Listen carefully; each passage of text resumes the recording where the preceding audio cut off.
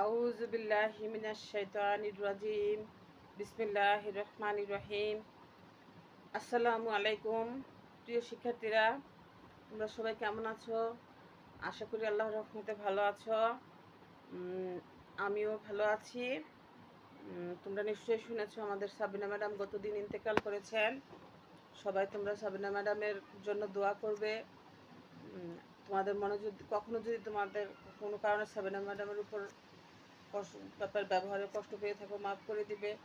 সবাই দোয়া করবে আল্লাহ যেন ওনাকে জান্নাতুল ফেরদাউস দান করে। আসলে একটা প্যান্ডামিক সিচুয়েশনে সবাই আমরা আছি।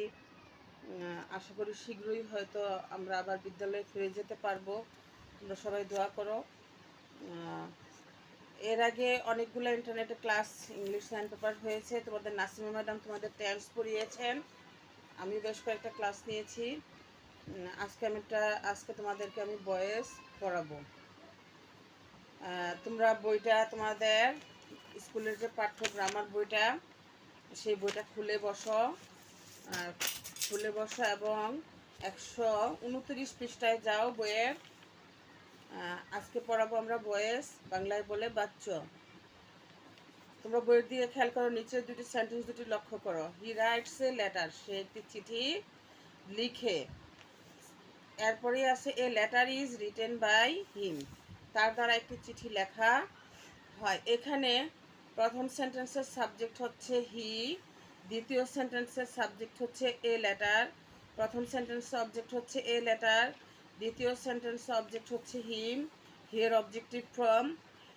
প্রথম সেন্টেন্সের ভার্ব হচ্ছে রাইটস, এখানে সাবজেক্ট নিজে কাজ করছে। দ্বিতীয় সেন্টেন্সের ভার্ব হচ্ছে ইজ রিটেন, এখানে সাবজেক্ট নিষ্ক্রিয়, কাজটি সাবজেক্টের উপর চাপানো হচ্ছে।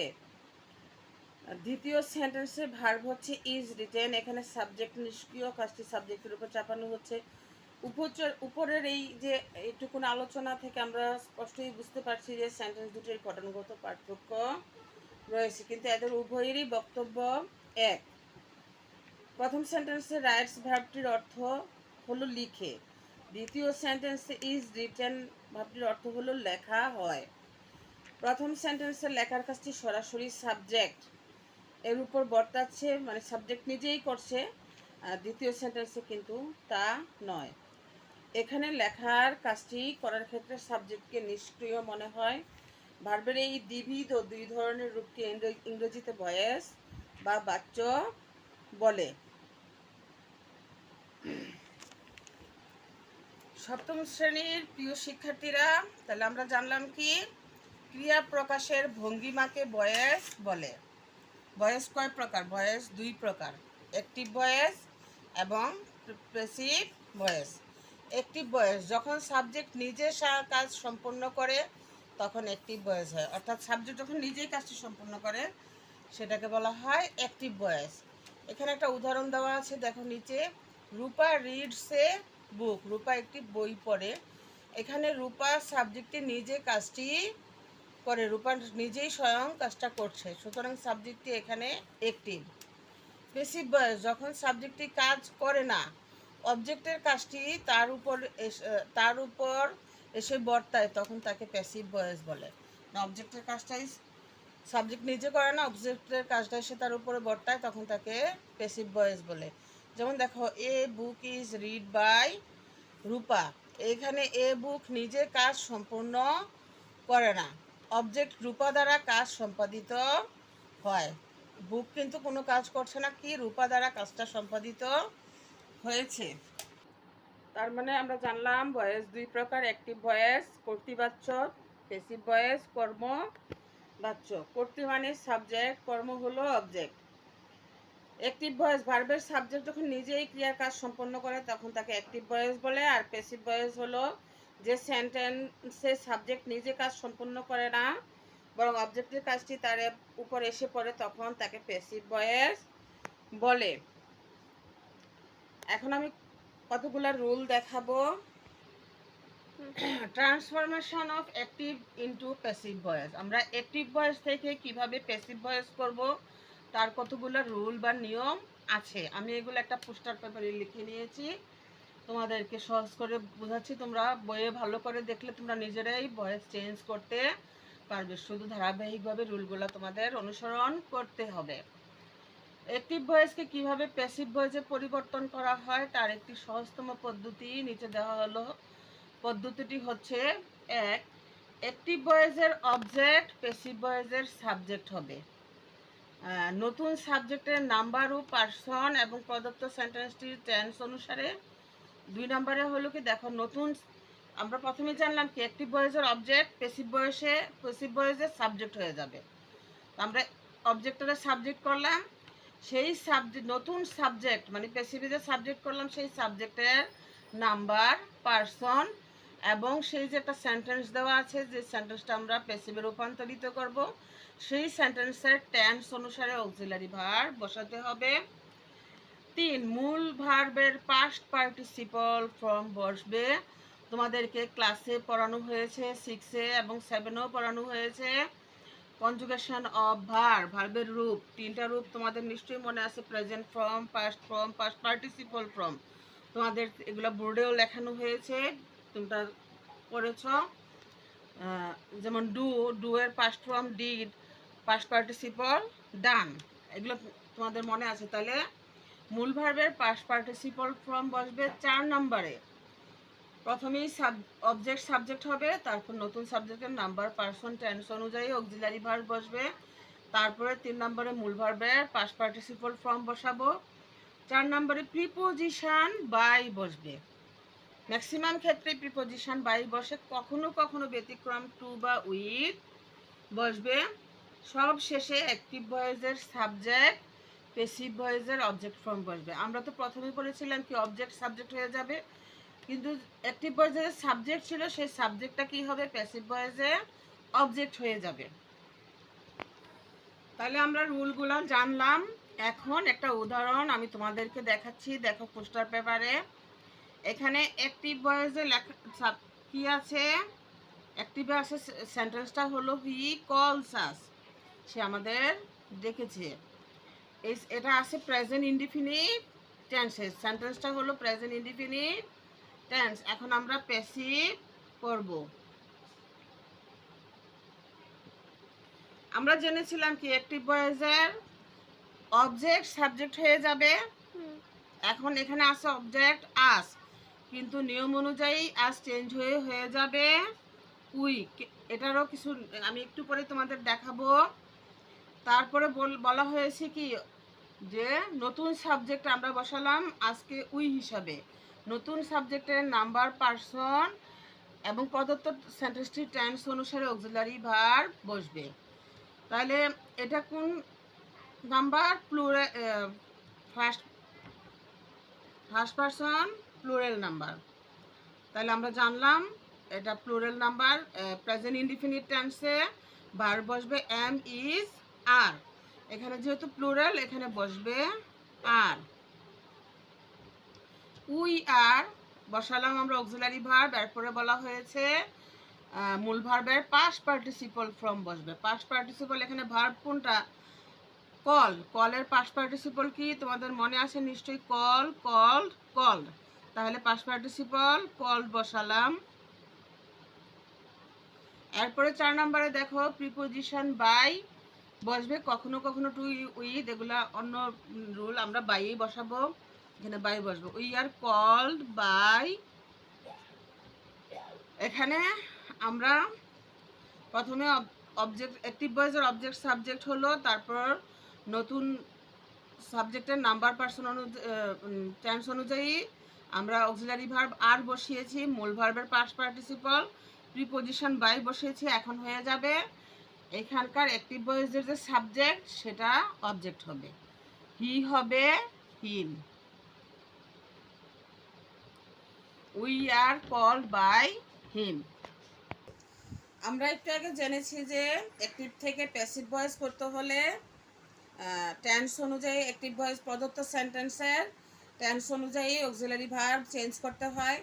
এখন কোন টেন্সে কোন অক্সিলারি ভার্ব বসবে সেই চার্টটা আমি তোমাদেরকে দেখিয়ে দিচ্ছি। চার্টটা তোমাদের বইয়ে দেখানো আছে, তোমরা এটা সম্পূর্ণটা মাথায় ঢুকিয়ে নিবে।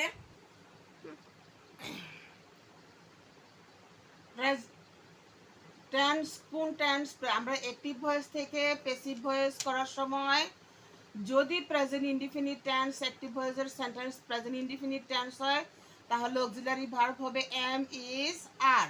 প্রেজেন্ট কন্টিনিউয়াস টেন্স হলে am being is being are being. Present পারফেক্টে হবে অ্যাক্টিভ ভয়েস থেকে প্যাসিভ করতে গেলে অ্যাক্টিভ ভয়েসের সেন্টেন্সটা যদি প্রেজেন্ট ইনডিফিনিট হয় হবে am is are. Present continuous হলে আমরা ভার্ব বসাবো অক্সিলারি ভার্ব। কোন verb? Auxiliary verb. Am being is being are being. Present perfect tense হলে আমরা অক্সিলারি ভার্ব বসাবো have been has been. Past indefinite tense হলে ওয়াজ ওয়ার।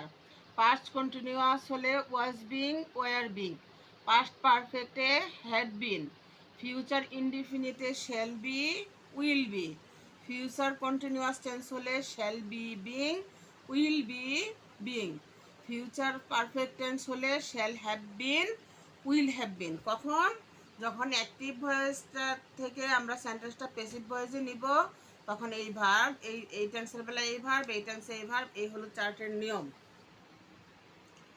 এখানে তোমাদের মনে প্রশ্ন জাগতে পারে যে প্রেজেন্ট পারফেক্ট কন্টিনিউয়াস কেন নেই, পাস্ট পারফেক্ট কন্টিনিউয়াস কেন হবে না, ফিউচার পারফেক্ট।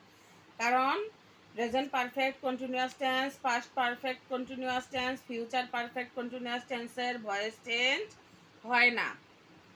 একটু আগে আমি যা বুঝালাম একটা উদাহরণের মাধ্যমে তোমরা দেখেছো হি হিম হয়ে গেছে, উই আস হয়েছে। এই যে পরিবর্তন হয় এটারও একটা চার্ট আছে কোনটা কি থাকলে অ্যাক্টিভ থেকে প্যাসিভ করার সময় সাবজেক্ট যদি থাকে সাবজেক্টে আই থাকলে অবজেক্টে কি হবে সেটা আমি মুখে মুখে বলে দিচ্ছি, তোমরা একটু খেয়াল করো। তোমাদের বইয়ে তোমরা নিশ্চয়ই লক্ষ্য করছো সাবজেক্টিভ ফর্মে আই থাকলে হবে অবজেক্টে me we us you you he বা হি হিজ বা সি থাকলে হার দে দেম ইট ইট। এগুলো সবগুলা তোমরা একদম তটস্থ মুখস্থ আত্মস্থ করে ফেলবে কারণ এই রুলগুলো জানলেই তুমি ভয়েস চেঞ্জ করতে পারবে। আরেকটা গুরুত্বপূর্ণ জিনিস আমি তোমাদের বলছি, শুধুমাত্র প্রনাউনের সাবজেক্টিভ এবং অবজেক্টিভ ফর্ম হয়। প্রনাউনের বেলা যদি হি হলো প্রনাউন, এগুলো প্রনাউন, এগুলোর আমরা সাবজেক্ট থেকে অবজেক্টে রূপান্তর করতে পারবো, অবজেক্ট থেকে সাবজেক্টে কিন্তু কোনো নাউনের এই ধরনের রূপ চেঞ্জ হয় না। কেমন? নাউনের সাবজেক্টিভ অবজেক্টিভ ফর্ম একই। শিক্ষার্থীরা, প্রিয় শিক্ষার্থীরা, তোমরা টেন্স পড়েছো, আজকে আমি টেন্স থেকে আলোচনা করব। প্রিয় শিক্ষার্থীরা, এই ভয়েস চেঞ্জের ক্লাসটা আসলে অনেক বড়। আমরা সাধারণত স্কুলেই মিনিমাম অনেক দিন করা লাগে ক্লাসটা, কারণ পার্টে পার্টে বুঝিয়ে দিতে হয়। আমিও কয়েকটা ক্লাসের মাধ্যমে তোমাদেরকে ধারাবাহিকভাবে বুঝিয়ে যাব ভয়েস। আজকে আমি টেন্স অনুযায়ী কীভাবে আমরা অ্যাক্টিভ থেকে প্যাসিভ করব কিছু রুল দেখাচ্ছি। প্রথমেই প্রেজেন্ট ইনডিফিনিট টেন্সযুক্ত অ্যাক্টিভ ভয়েসকে প্যাসিভ ভয়েসের রূপান্তরের নিয়ম। প্রথমে যে আমরা একটু আগে পড়লাম অ্যাক্টিভ ভয়েসের অবজেক্ট, প্যাসিভ ভয়েসের সাবজেক্ট হবে নতুন সাবজেক্টের নাম্বার পার্সন এবং টেন্স অনুযায়ী অক্সিলারি ভার্ব বসবে, মূল ভার্বের পাস্ট পার্টিসিপল বা প্রিপোজিশন বাই এবং অ্যাক্টিভ ভয়েসের সাবজেক্ট, প্যাসিভ ভয়েসের অবজেক্ট হবে। প্রেজেন্ট আমরা তোমাদেরকে একটু আগে চার্টটা দেখালাম কোন টেন্সে কোন অক্সিলারি ভার্ব বসবে। প্রেজেন্ট ইনডিফিনিট টেন্সে বসবে এম ইজ আর। আমি দু একটা উদাহরণ তোমাদের দেখাচ্ছি। Present indefinite I write a letter, এটা হলো অ্যাক্টিভ। তারপরে আমরা প্যাসিভ করব। প্রথমে কি হবে এখানে দেখো, সাবজেক্ট হলো আই, রাইট হলো ভার্ব, এ লেটার হলো অবজেক্ট। আমরা নিয়ম অনুযায়ী অ্যাক্টিভ ভয়েসের কি হবে, অবজেক্টটা সাবজেক্ট হবে। তাহলে আমরা এ লেটার লিখব। তারপরে কি হবে, নতুন সাবজেক্টের নাম্বার পার্সন টেন্স অনুযায়ী অক্সিলারি ভার্ব বসবে। যেহেতু এটা প্রেজেন্ট ইনডিফিনিট টেন্স, এখানে এম ইজ আর হওয়ার কথা। এ লেটার কি থার্ড পার্সন, কোন নাম্বার? Singular number. সিঙ্গুলার নাম্বারের যদি হয় তাহলে হবে ইজ, আর প্লুরাল হলে থার্ড পারসন সিঙ্গুলার নাম্বারের বেলা ইজ, এবং থার্ড পারসন প্লুরাল নাম্বার হলে হবে আর। তাহলে এটা থার্ড পারসন সিঙ্গুলার নাম্বার, তাহলে এখানে হবে ইজ। আমরা সাবজেক্ট বসালাম অক্সিলারি মূল ভার্বের পাস্ট পার্টিসিপল। রাইটের পাস্ট পার্টিসিপল হলো রুট। প্রথমেই আমরা এ লেটার সাবজেক্টারে কি করলাম? অবজেক্টকে সাবজেক্ট করলাম, টেন্স এবং থার্ড পারসন সিঙ্গুলার নাম্বার হতে ইজ বসালাম। রাইটের পাস্ট পার্টিসিপল হলো write root written. Written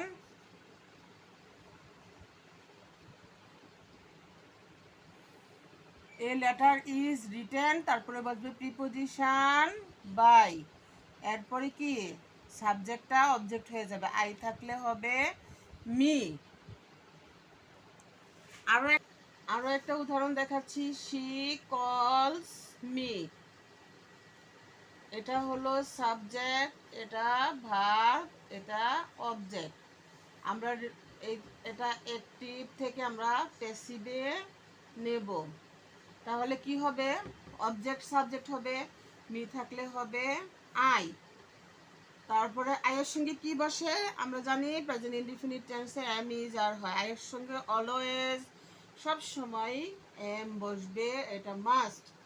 I am, তারপরে কি মূল ভার্বের পাস্ট পার্টিসিপল, কলের past participle call. I am call, preposition by. তারপর কি হবে? সাবজেক্ট, অ্যাক্টিভ ভয়েসের সাবজেক্ট প্যাসিভে এসে অবজেক্ট হবে শি। শি এর অবজেক্ট কি হবে এখানে? হার। নিশ্চয়ই তোমরা বুঝতে পেরেছো। টেন্সের রুলগুলো সবই একই, শুধু অক্সিলারি ভার্বগুলো চেঞ্জ হবে। প্রিয় শিক্ষার্থীরা, একটু আগে প্রেজেন্ট ইনডিফিনিট টেন্সের চেঞ্জিং দেখিয়েছি আমি অ্যাক্টিভ থেকে প্যাসিভ ভয়েসের। এখন আমি দেখাচ্ছি প্রেজেন্ট কন্টিনিউয়াস টেন্সের একটা উদাহরণ। দেখো, অ্যাক্টিভ ভয়েসের সেন্টেন্সটা আছে কি, আই এম রিডিং এ বুক, আমি একটি বই পড়িতেছি বা পড়ছি। এটাকে আমরা তাহলে নিয়ম অনুযায়ী কি হবে, আই হলো এখানে সাবজেক্ট, এম হলো অক্সিলারি ভার্ব, রিডিং হলো প্রিন্সিপাল ভার্ব, এ বুক হলো অবজেক্ট। তাহলে আমরা প্রথমে কি আনবো?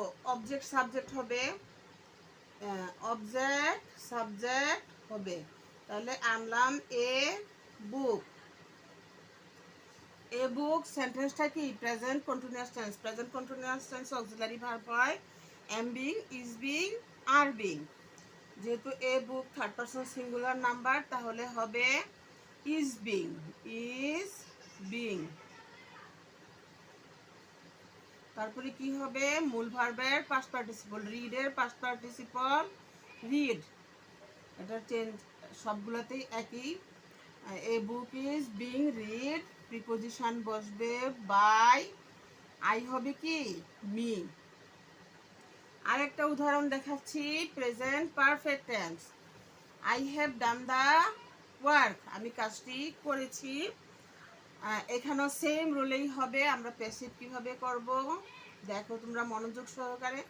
প্রথমে এটা হলো সাবজেক্ট ইন্ডিকেট করলাম, এটা অক্সিলারি ভার্ব, এটা প্রিন্সিপাল ভার্ব, এটা অবজেক্ট। তাহলে প্রথমে কি হবে? অবজেক্ট সাবজেক্ট হিসাবে বসবে, দ্য ওয়ার্ক। দ্য ওয়ার্ক, এখানে এটা টেন্সটা হলো present perfect tense.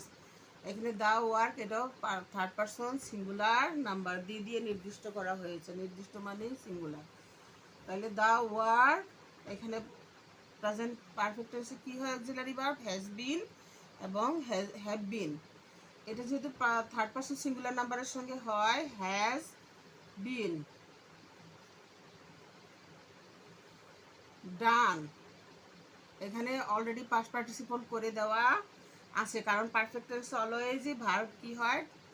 Perfect past participle হয়, সরি। পারফেক্ট টেন্সে ভার্বের অলওয়েজ পাস্ট পার্টিসিপল হয়, এখানে পাস্ট পার্টিসিপল করা আছে।